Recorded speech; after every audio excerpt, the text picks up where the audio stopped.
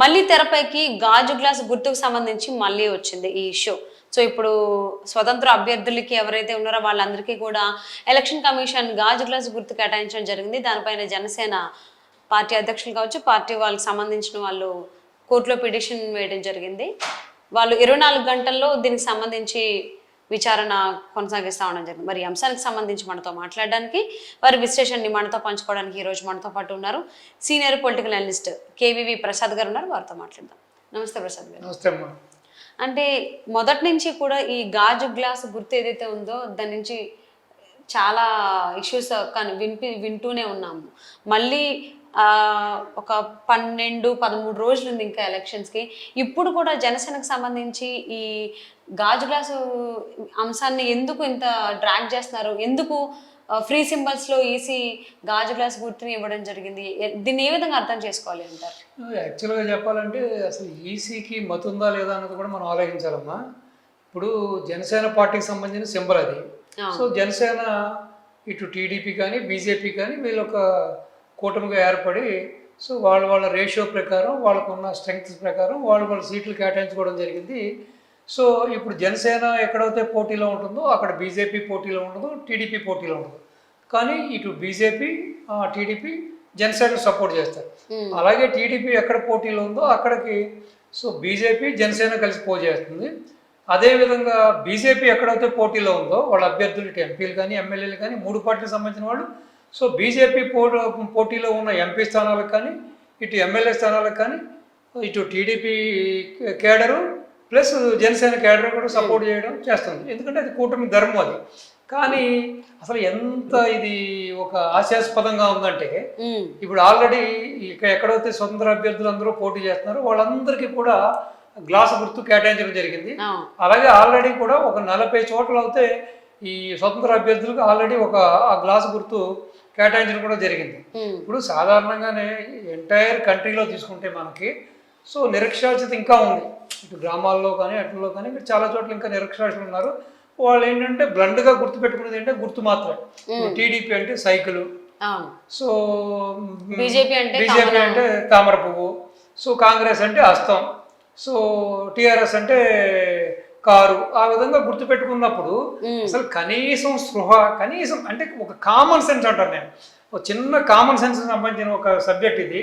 So అయ్యో రేపొద్దున్న ఈ యొక్క ప్రజలు కన్ఫ్యూజ్ అవుతారే, అనవసరంగా రేపొద్దున వాళ్ళ విద్యా అవకాశాలు దెబ్బతింటాయనేది ఒక విధంగా చెప్పాలంటే ఇది కావాలని చేస్తున్నారా, ఉద్దేశపూర్వకంగా చేస్తున్నారా, లేకపోతే ఇది ఏదైనా వైసీపీ గవర్నమెంట్ తోటి అయినా ఈసీ కుమ్మక్క అని చెప్పి ఇండైరెక్ట్గా వైసీపీకి లాభం చేకూర్చడం కోసం ఈ ఓట్లు చీల్చడం కోసం చేస్తున్నారని అర్థం అవ్వట్లేదు.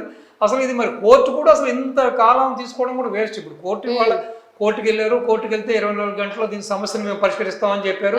అలాగే కోర్టు ఈసీకి కూడా బహుశా సందేశం అని చెప్పి నోటీస్ కూడా ఇచ్చి ఉంటారు. సో ఇది చాలా వివాదాస్పదం. అసలు ఇప్పుడు కోర్టుకి వెళ్ళవలసిన పని లేదు, ఎవరో దీని గురించి అబ్జెక్షన్ చేయవలసిన పని లేదు.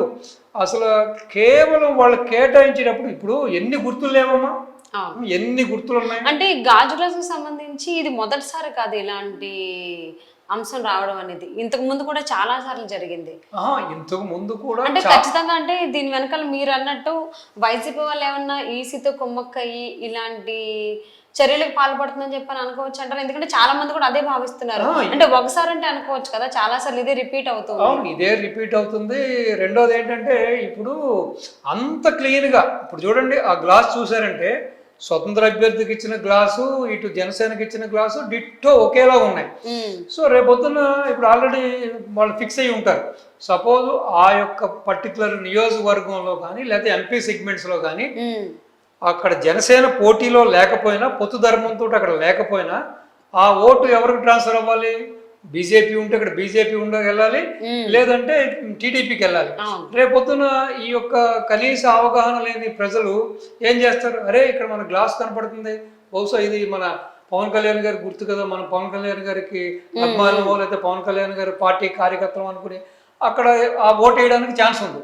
ఆ విధంగా కూటమి విజయ అవకాశాలకి గణనీయంగా దెబ్బతగిలే అవకాశం ఉంది. కనీసం ఒక స్పృహ లేకుండా, కనీసం ఒక చిన్న ఒక లాజిక్ కూడా తెలియకుండా ఈ విధంగా ఇక్కడని కాదు దేశవ్యాప్తంగా ఈ విధంగా చాలా సార్లు ఈ విధంగా చాలా యొక్క కాంట్రవర్సీలకి ఈసీ దారి తీసింది. ఈసీ చర్యలు చాలా కాంట్రవర్సీలకు దారితీసాయి. సో ఇది ఇమీడియట్గా కోర్టు యాక్షన్ తీసుకుని ఇమీడియట్గా దీన్ని చేసి ఓన్లీ జనసేనకి మట్టుకు కేటాయించి స్వతంత్ర అభ్యర్థులకి సో ఒక డిఫరెంట్గా వేరే ఆబ్జెక్ట్ ఏదోటి వేరే గుర్తు కేటాయించాలని చెప్పి అంటే ఆల్రెడీ ఇప్పటికీ 40 నియోజకవర్గాల్లో ఇలాగ గాజు గ్లాస్ గుర్తు కేటాయించడం జరిగింది స్వతంత్ర అభ్యర్థులకు సంబంధించి. సో దీని మీద వివరణ కూడా కోరడం జరిగింది. మరి ఈసీ ఏం చెప్తుంది అనేది ఇంకా తెలియదు. బట్ హైకోర్టు ఇచ్చినటువంటి హామీ ఏంటంటే ఒక 24 గంటల్లో అయితే దీనికి సంబంధించి సమస్యని పరిష్కరిస్తామని అన్నారు. అంటే కీప్ ఆన్ అంటే ఇదే అంశం గురించి ఈసీ ఎందుకు ఇంత ఇబ్బంది పెడుతోంది జనసేనని?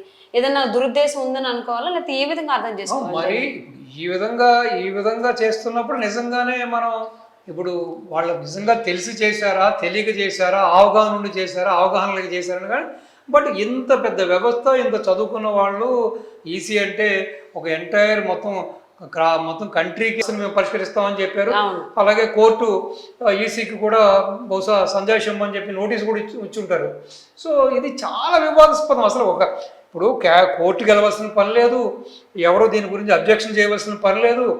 అసలు కేవలం వాళ్ళు కేటాయించేటప్పుడు ఇప్పుడు ఎన్ని గుర్తులు లేవమ్మా, ఎన్ని గుర్తులు ఉన్నాయి. అంటే గాజు గ్లాసుకు సంబంధించి ఇది మొదటిసారి కాదు ఇలాంటి అంశం రావడం అనేది, ఇంతకు ముందు కూడా చాలా సార్లు జరిగింది. ఇంతకు ముందు కూడా అంటే ఖచ్చితంగా అంటే దీని వెనకాల మీరు అన్నట్టు వైసీపీ వాళ్ళు ఏమన్నా ఈసీతో కుమ్మక్కయ్యి ఇలాంటి చర్యలకు పాల్పడుతుందని చెప్పని అనుకోవచ్చు అంటారు. ఎందుకంటే చాలా మంది కూడా అదే భావిస్తున్నారు. అంటే ఒకసారి అంటే అనుకోవచ్చు కదా, చాలా సార్లు ఇదే రిపీట్ అవుతుంది. ఇదే రిపీట్ అవుతుంది. రెండోది ఏంటంటే ఇప్పుడు డిట్టో ఒకేలా ఉన్నాయి. సో రేపొద్దున ఇప్పుడు ఆల్రెడీ వాళ్ళు ఫిక్స్ అయ్యి ఉంటారు. సపోజ్ ఆ యొక్క పర్టికులర్ నియోజకవర్గంలో కానీ లేకపోతే ఎంపీ సెగ్మెంట్స్ లో కానీ అక్కడ జనసేన పోటీలో లేకపోయినా, పొత్తు ధర్మంతో అక్కడ లేకపోయినా ఆ ఓటు ఎవరికి ట్రాన్స్ఫర్ అవ్వాలి? బీజేపీ ఉంటే ఇక్కడ బీజేపీ వెళ్ళాలి, లేదంటే టీడీపీకి వెళ్ళాలి. రేపొద్దున ఎలక్షన్, ఇటు ఎమ్మెల్యే ఎలక్షన్, ఎంపీ ఎలక్షన్ నిర్వహిస్తున్న ఒక పెద్ద స్వతంత్ర సంస్థ. సో కనీసం ఇది ఒక కామన్ సెన్స్ కి సంబంధించింది కదా. ఆ మాత్రం అసలు ఇప్పుడు మళ్ళీ రేపొద్దున కోర్టు అక్షంతలు వేసో మొట్టికాయలు వేసో దాన్ని వాపస్ తీసుకోవడం కన్నా అసలు మీ తెలివితేటలు ఎక్కడికి వెళ్ళి, మీ బుర్రలు ఏమైనా మొఖాల్లో ఉన్నాయా, లేకపోతే మీరు చెప్పినట్టుగా ఇటు వైసీపీకి వాళ్ళు లబ్ధి చేకూర్చడం కోసం కావాలని ఉద్దేశపూర్వకంగా చేశారా, లేకపోతే నిజంగానే అవగాహన రాహిత్యంతో చేశారా అన్నది కూడా తేలాలి. సో ఇటువంటి ఇంకా రిపీట్ అవ్వకూడదమ్మా, భవిష్యత్తులో ఇటువంటి రిపీట్ అవ్వకూడదు. ఇవన్నీ కూడా ఏంటంటే వేస్ట్ ఆఫ్ టైము, కన్ఫ్యూజ్ చేయడం, మళ్ళీ కేడర్లో లేనిపోయిన అనుమానాలు రేకెత్తించడం. ఇప్పుడు మీకు ఓటర్స్ అందరూ కూడా కొంచెం కన్ఫ్యూజ్ అవుతారు కదా. సో ఇదే టాపిక్ ఇంతకు ముందు ఒక నెల 15 రోజులు 2 months బ్యాక్ కూడా సేమ్ ఇదే ఇష్యూ అయింది.